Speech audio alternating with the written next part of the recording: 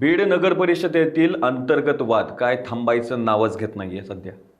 बीड नगर परिषदेत सत्तेवर असलेल्या राष्ट्रवादी काँग्रेस अजित पवार गट पक्षातील नगरसेवक, गटनेते आणि नगराध्यक्ष यांच्यातच गंभीर अंतर्गत वाद व गटबाजी उफाळून आली आहे। तत्कालीन उपमुख्यमंत्री स्वर्गीय अजित पवार यांच्या आवाहनाला प्रतिसाद देत बीडकरांनी पालिकेतील तब्बल 35 वर्षांची सत्ता मोडीत काढली आणि राष्ट्रवादी अजित पवार गटाच्या हाती सत्ता दिली। मात्र 7 महिन्यांतच सत्ताधाऱ्यांमधील अंतर्गत वादानं कळस गाठला असून बीड पालिकेतील घडी पुरती विस्कटून आहे। गुरुवारी बीड दौऱ्यावर आलेल्या पक्षाच्या अध्यक्ष, उपमुख्यमंत्री तथा पालकमंत्री सुनेत्रा पवार यांच्या समोरच हा वाद उघडपणे समोर आला। नमस्कार, मी बालाजी शिंदे आणि तुम्ही पाहताय लोकाशा टीव्ही। 4 दिवसांपूर्वी पार पडलेल्या सर्वसाधारण सभेत सत्ताधारी नगरसेवकांमधील मतभेद आणि चिखलफेक चव्हाट्यावर आली होती।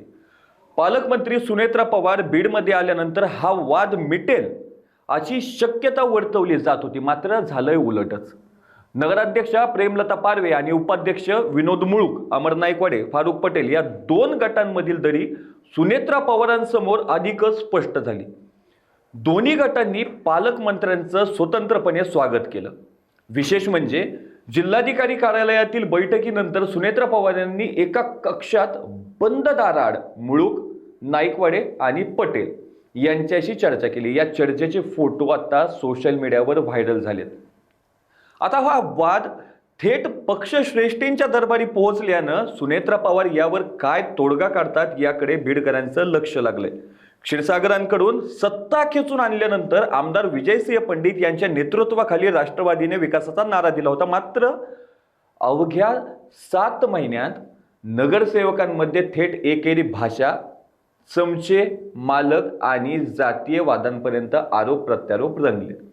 वाद इतक्या टोकाला जाऊनही या गटाचं नेतृत्व करणारे आमदार पंडित यांनी अद्याप मात्र मौन बाळगल्यानं आश्चर्य व्यक्त होते आणि पालिकेतील हा सावळा गोंधळ पाहता बीडकरांना पुन्हा एकदा माजी नगराध्यक्ष भारतभूषण क्षीरसागर यांच्या कारभाराची आठवण होऊ लागली आहे।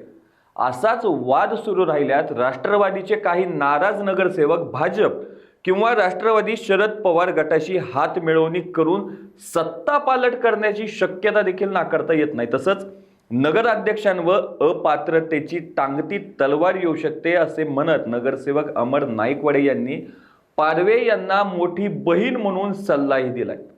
आता हे वाद मिटून बीड शहराच्या विकासाकडे लक्ष देणार की तू मोठा कमी मोठा यामध्येच अडकून राहणार हे पाहणं आता महत्त्वाचं ठरणार आहे।